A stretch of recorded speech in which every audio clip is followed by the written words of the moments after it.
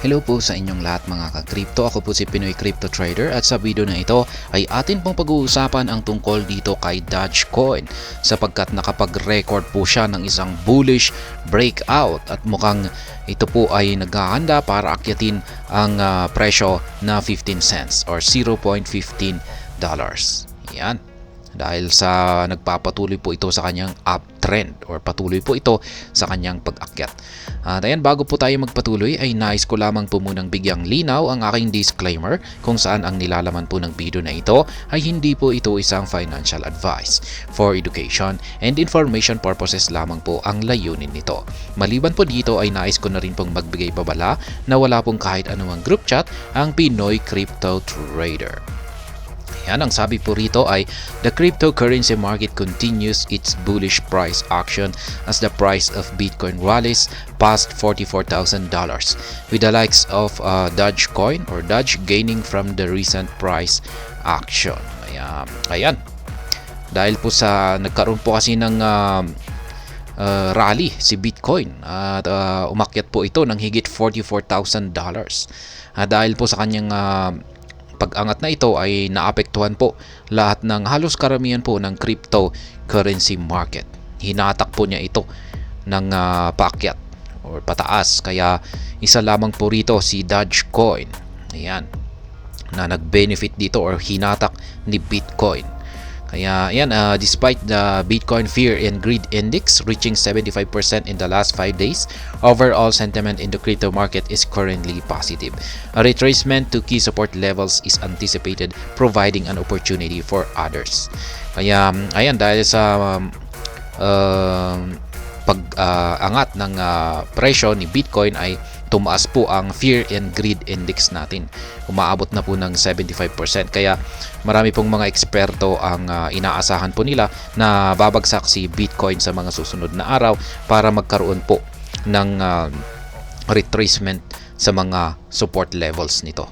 Ayan, at ito na rin po yung nagbibigay ng opportunity sa mga gustong pumasok dito kay Bitcoin. Kaya ayan, may nakapagtanong po sa akin kanina sa comment section kung okay pa bang bumili ng Bitcoin. Ayan, ngayon ay asahan po muna ninyo, hintayin po muna ninyo yung magaganap na retracement na ito, yun papunta sa support levels. Ayan, abangan po natin yan. At dyan po tayo magandang, dito po tayo best na bumili kung pag bumalik siya dito sa or iti-test po niya, i-retest niya ang support levels. Yan, dapat may nakaabang po tayo diyan. I-check niyo po yung aking technical analysis kay Bitcoin. Nandiyan po yung mga support levels natin. Ayan.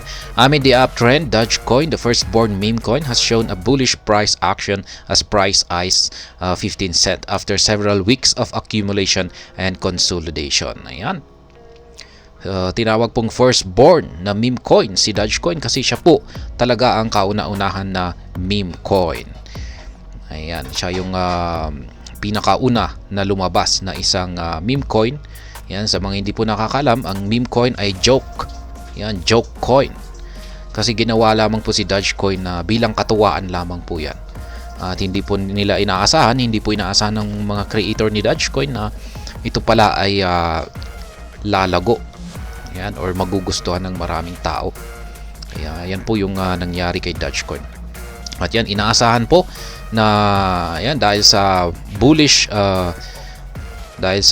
price action na nangyari dito kay Dogecoin, ay inaasahan po na sa ilang mga susunod na linggo ay mukhang posible pong akyatin niya ang presyong 15 cents. The past 7 days have been bullish for Dogecoin, which gained by over 24% as there has been much interest in buy action around the region of 0.075 to 0.085. Doge recently broke out of this range with strong bullish price action. Ayan, nagkaroon po kasi ng breakout. Ayan, kapag breakout ay ibig pong sabihin ay bigla pong nagkaroon ng matinding pwersa yung mga bulls. Yan, para itulak ang market price ni Dogecoin ng paakyat. Dogecoin price analysis on daily time frame. Yan po yung chart dito ng analysis po nila. Ayan, dito kay Dogecoin, nakikita po natin dito na nagkaroon siya ng breakout dito sa downtrend channel. Ayan. Tapos umakyat po siya. Ayan, nabasag po niya yung resistance line dito. Ayan, yung support po yan, dating resistance line, nabasag po niya rito. Pero bumalik po siya sa ilalim. Ayan, at nagkaroon siya ng retest dito sa 50-day EMA natin yan. Yung kulay blue na linya na yan. Tapos tumalbog siya ulit. Ayan, muli niyang binasag yung major resistance line natin dito. At yan, nagpatuloy na po siya. Tuloy-tuloy na po siya sa kanyang pag-akyat. Ayan, yung MACD na rin po natin. Ayan, nag-cross na rin po siya. Ayan, may golden cross. Kaya, ayan, mga positive signals po yan, mga bullish signals. Dogecoin has had a tough time during the bear market, seeing a price drop of over 90%. If it struggled to gain bullish momentum, leaving bears to dominate its market and price. Ayan, halos karamihan naman na nitong mga nakalipas na buwan ay talagang tinamaan or natamaan sa bear market. Sila ay yan, nag-suffer sa mga bears. Doge broke out of its downtrend channel to reclaim a price above the 50-day exponential moving average or 50-day EMA, indicating a shift from a bearish to the bullish trend amid a surge above the key resistance of 0.095. Kaya yan nga, nabasag niya rito. Ayan, yung 50-day moving average natin dito, exponential moving average. At ayan, tuloy-tuloy na po siya. Nanatili na pong naglalaro yung market price ni Dogecoin sa ibabaw ng 50-day EMA. With Doge looking strong above 0.095, we could see the price rally high to a region of 15 cents, considering how it is holding above its daily 50% Fibonacci retracement with a strong buy volume as indicated by its moving average convergence divergence. Ayan. Ayan, yung Fibonacci naman natin, 50% ng Fibonacci natin ay meron daw itong strong buy volume. Ayan, at nag-i-indicate po, ini-indicate na rin po ito na or sinusuportahan po ito ng MACD.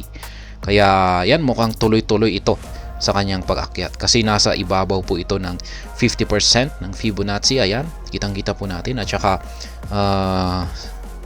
sumabay na rin po yung signal natin, bullish signal natin dito kay MACD. Kaya patuloy lang mang daw po ito umakyat. Ayan, aakyatin niya ang 15 cent. Ayan, Dogecoin currently changes hands at 0.1019 or 1019, having recently conquered the 10 cent psychological threshold. The asset is up by 15% over the last 24 hours with a 91% surge in trade volume to $2.1 billion. Kaya ayan, napakalapit na po niyang ma-hit yung 15 cent na target dito. Ayan. May malakas po tayong bullish momentum kay Dogecoin. Kaya base sa mga indicators na yan, kaya tuloy-tuloy lamang po yung pag-akyat ni Bitcoin sa mga susunod na araw. At ayan, hanggang dito na lamang po tayo sa video na ito. Sana po ay inyong nagustuhan ang aking paliwanag dito. Kung inyo po itong nagustuhan ay pakiclick lamang po ang like button nito. Para naman po sa mga bago lamang dito, kayo po ay aking inaanyayahan para mag-subscribe. Pakiclick na rin po ang bell icon nito dahil ito po ang siya magsisilbing notification nito sa mga bago kong videos na akin pong ina-upload sa aking YouTube channel na ito. Marami pong salamat sa panonood. Ingat po tayo lagi at God bless po sa ating lahat.